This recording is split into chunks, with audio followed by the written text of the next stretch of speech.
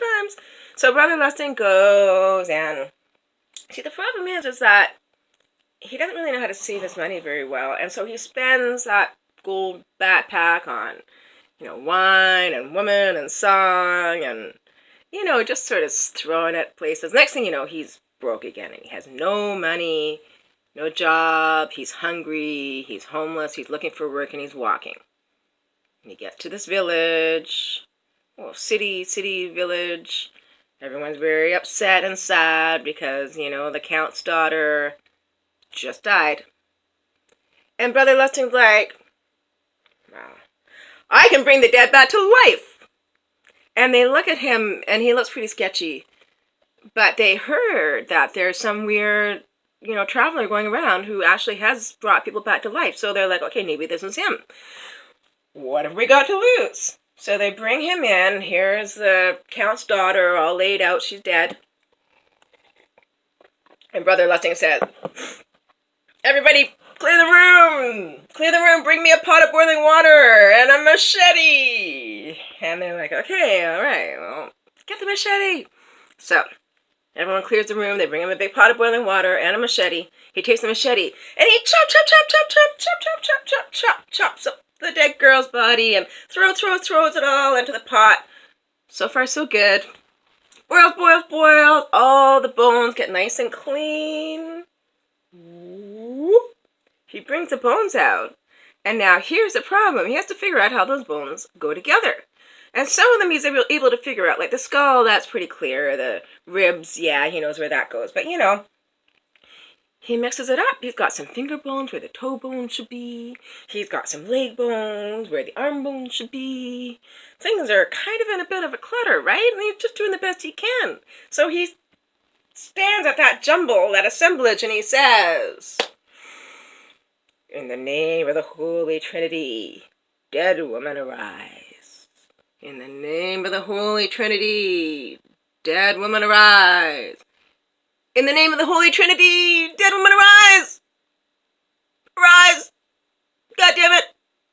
And nothing happens. And he's like, how am I going to get out of here? And who should come floating through the window right that minute but his good old friend St. Peter. And St. Peter's like, oh, Brother Lustig, what have you done? And Brother Lustig's like, I know, okay, I know. Just help me out here. Help me out. And St. Peter's like, I will help you out, but you need to promise me that you will never try to do this again. And Brother Lustig's like, okay, I promise you. This was not a good move on my part. Just help me out, okay? So St. Peter assembles all the bones in the proper order. He says the magic words, and the woman comes back to life.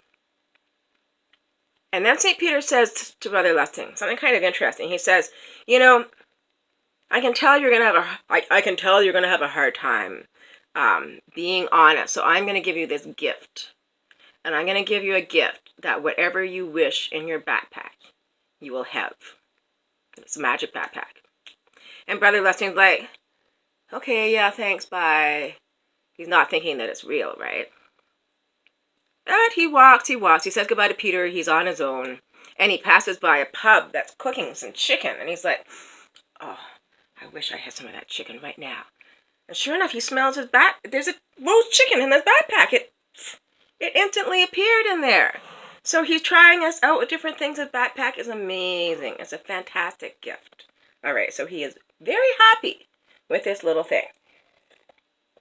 Now he's traveling through the woods, and he gets to, it's evening time, and he wants to rest. And there's this big, beautiful castle, but it's very, very spooky and dark and closed up. And there's also a little tiny inn that's small, but with lots of people. And Brother Lustig stops at the inn, and he says, why is nobody staying at the castle? It's much nicer. They say, don't go to that castle. Don't go to that castle, whatever you do. It's haunted. You'll never come back. And they say if somebody could spend the night and break the curse, they'd get to stay in the castle and marry the princess and live happily ever after. And he's like, and they're like, but don't do it, stay here with us. It's like, yeah, I'm not staying here. I'm going to stay in the nice castle, right? They're like, wait. But he goes. So he goes into the castle. There's cobwebs everywhere, and weird rattling noises, and it's very spooky. And he settles himself down by the fire, and he makes a little, the old fireplace and chimney. He's not going to use that, but he sets a little fire in the room next to it. And it's around midnight, and he hears the sound of rattle, rattle, rattle, rattle, rattle, thunk, rattle, rattle, rattle, thunk, and his bones falling in the chimney and landing, and the bones put themselves together into little tiny skeleton devils. And the little tiny skeleton devils go around and they poke for their listing, and they go, and there's more of them, rattle, rattle, rattle, thunk, rattle, rattle, and they're all like poking for their lusting and picking at his fire, and he's like, I don't like this. Get away from me. And they're not listening.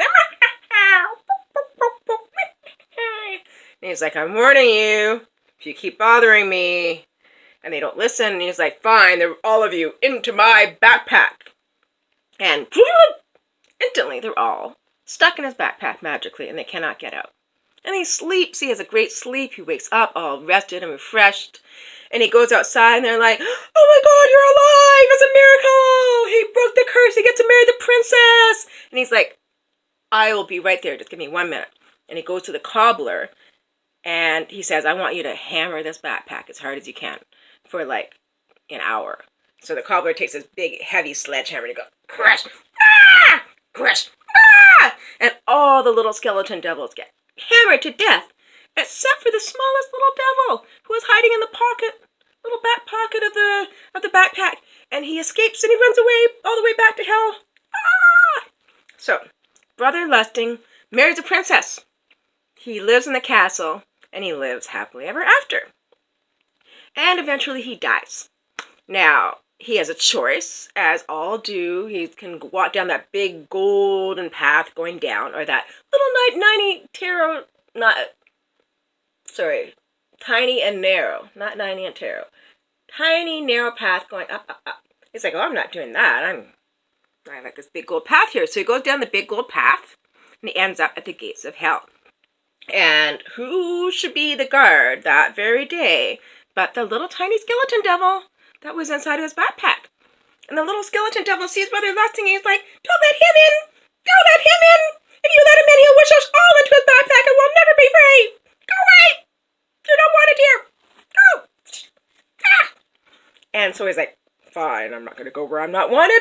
So Brother Lustig has to walk the tedious, hard road. Oh, the little tiny, tiny path. Lots of scratches and brambles. And he makes it all the way up to heaven.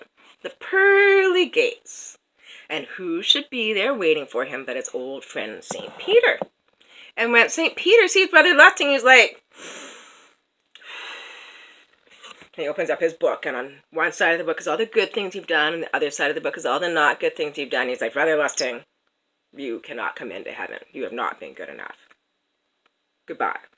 And Brother Lustig is like, well, if you're going to be that way, yeah, okay, fine. I don't want your stupid backpack anyway, so take it. So he takes off his backpack, gives it to St. Peter. And St. Peter takes the backpack and he hangs it. And Brother Lustig says, I wish I was in my backpack. And poof, instantly he was inside of heaven. And once you're in heaven, they can't kick you out. That's what I hear. And I think they even eventually let him out of the backpack. And that is the happy, happy ending of one of my most favorite fairy tales, Brother Lustig. And if you're extra good, do all your chores and don't drive your parents crazy. I'll tell you another one tomorrow. All right? Gotta have a sip of my tea. Good tea.